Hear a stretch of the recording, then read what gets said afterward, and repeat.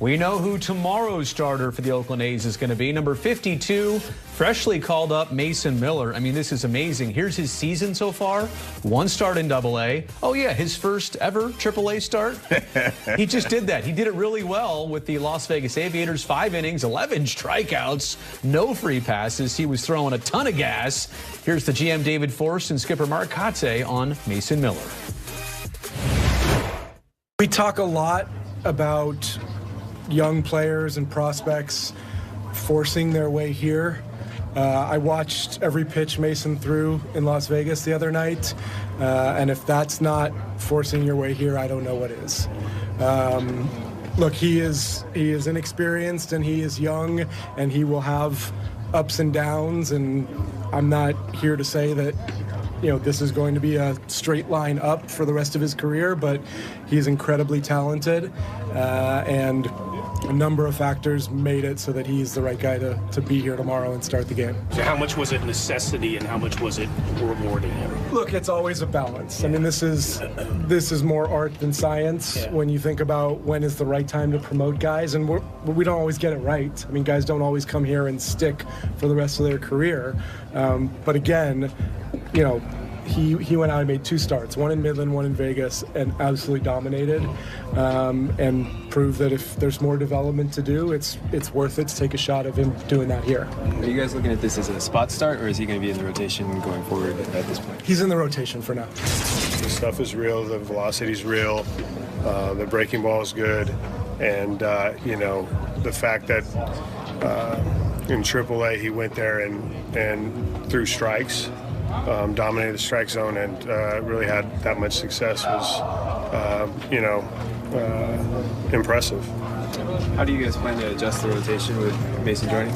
We're in discussions about that. So, Cap will be down in the bullpen tonight to help, and we'll evaluate if we have to use Cap, how we move forward, and I don't think anything will be decided until probably after tomorrow's game.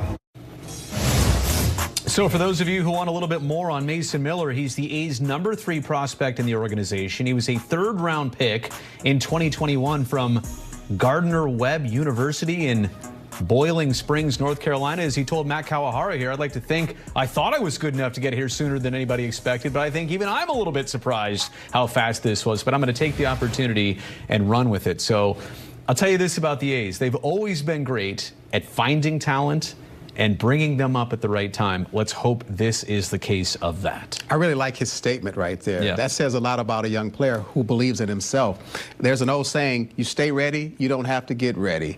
And this kid was ready. About 19 Ks with no walks, which means even though he throws 100 miles an hour, he's accurate around the plate. So he's going to pound the strike zone, like our guy Dallas says, pound that strike zone, and he's going to force guys to swing the bats, and he's going to get easy outs. Did you say Dallas? Yeah, Dallas. You want to bring him in? Here's DB with Rick Kuiper. They'll have our call tonight thanks to our change-up presented by Speedy Oil Change and Auto Service. Look, guys, I didn't want the A's to start off 3-14, but I also realize that when you do, things like this happen. And at the same respect, like we've seen Mason Miller, we've seen a couple other names for the Oakland A's, and they might be here sooner than later. This was bound to happen, and maybe it's time to be excited about that. Yeah, you're not excited about the record, and the record is the reason you're doing these things. But yeah, I mean, why not, right? It is what it is. Your record is what it is. So I think maybe it's time to see a couple of these young kids, and we know for sure that we're going to see Mason Miller tomorrow, and we're also hearing rumors that there may be another player or 2 coming up. Well, I tell you right now, this is a matter of opportunities being created and opportunities sort of creating themselves. And out of necessity, I think at times you see guys get those opportunities. I don't think that's the case here.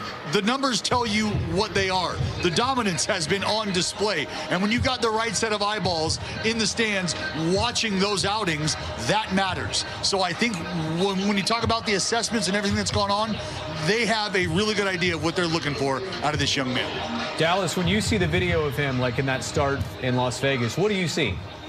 Well, I see a guy who knows exactly what sort of tools he has, what sort of skill set he has. He has the ability to outstuff you, to overpower you. And with that and the polish of understanding how he's going to go about getting his outs, I think that's what gets you excited, because the stuff is grande liga. It is big league, and it is going to be wipe out. It's a matter of commanding it.